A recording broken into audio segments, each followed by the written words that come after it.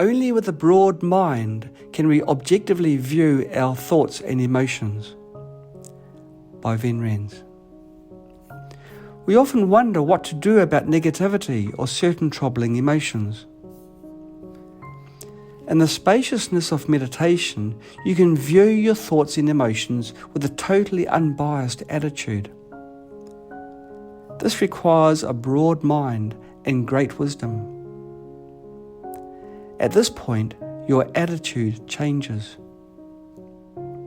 Sometimes afflictions and emotions may be strong, but your mind and wisdom are greater, allowing you to embrace them. So it depends on yourself.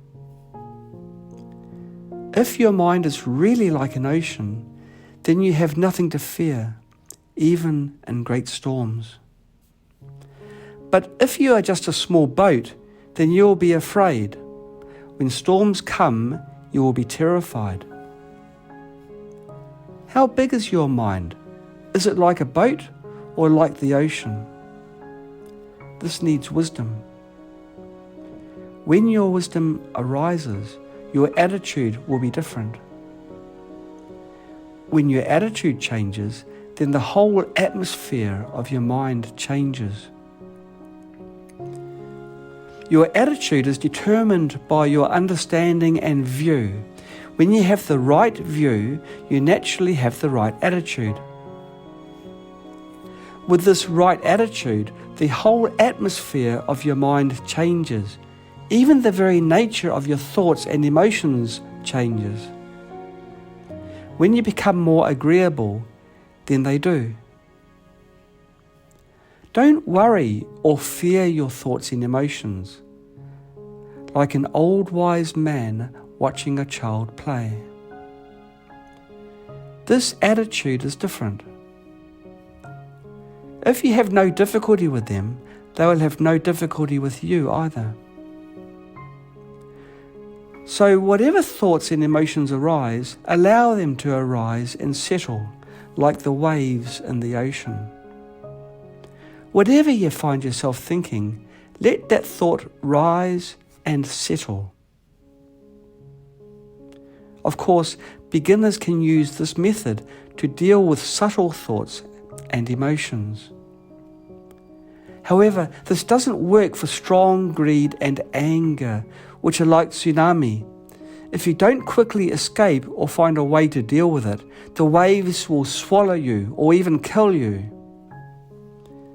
These strong afflictions are not small waves that come and go. When a small wave comes, you may stand by the shore, let it wet your feet, and find it enjoyable. If you are just a boat, and boats come in different sizes, and you have set sail and find yourself in the ocean, then you need to pay attention to both the size of the waves and the size of the boat. Too big wave and too small boat are both risky. At this point, simply being patient doesn't work. Why? Because your mind is not yet like the ocean. You are just a boat. As beginners, we need to stay away from challenging circumstances and protect ourselves with precepts. Then during meditation, we need to be mindful and meditate on no self in person and no self in phenomena to deal with afflictive obscurations and cognitive obscurations. These are the methods we currently use. This is inevitable because your mind is not broad enough. You haven't turned on great wisdom and you don't know how to deal with big waves. For enlightened Zen masters, their minds have become like the boundless ocean through practice. So even in great storms, they are fearless. No matter how big the storms, they return to their true nature. This is a high spiritual attainment, so we cannot compare ourselves to them. Don't say, I can also do it. You may think you have a high spiritual attainment, but in reality, you are just a boat. Well, being a boat is already good. Some people are just a small canoe, which is even more dangerous. Let your thoughts rise and settle. Don't constrain it, grasp at it, feed it, or indulge it. Be patient. Don't cling to it and don't try to solidify it. Neither follow thoughts nor invite them. Be like the ocean looking at its own waves, letting them come and go. Sometimes you can visualize your mind as a blue sky, looking down at passing clouds and all illusions, including your emotions, thoughts, and distractions. This visualization method is pretty good. Our mind is like the boundless sky, looking down at everything and embracing whatever happens, whether on earth or in the sky. If you visualize your mind as the sky in this way, you'll soon find that thoughts are like the wind. They come and go. Don't think about thoughts and don't have any emotion or attachment to them.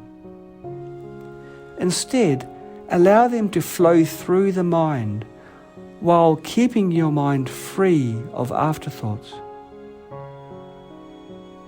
Some people who have heavy karmic obstacles may daydream for a long time. When they wake up, half an hour may have already passed. You may have been lost in your thoughts for a long time before realizing, I was caught up in daydreaming. What's more, some people may even be trapped in an emotion or a situation for days and cannot find a way out. In such cases, we need to apply antidotes. It's because you are too narrow-minded, so even a tiny emotion will bother you for a long time. Instead of repenting, you are complaining and finding faults in others.